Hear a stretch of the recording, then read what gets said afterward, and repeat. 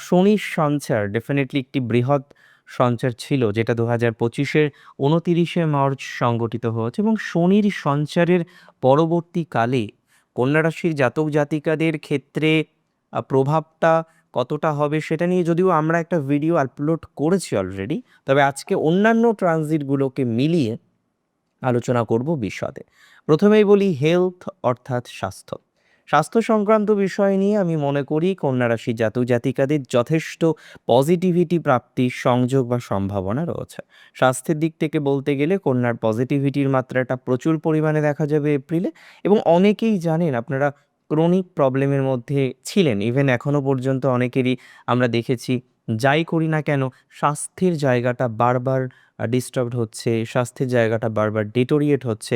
আমি মনে করি এই ধরনের বিষয়, এই ধরনের জায়গা থেকে একটা পজিটিভ ইমপ্যাক্ট কিন্তু আসবে।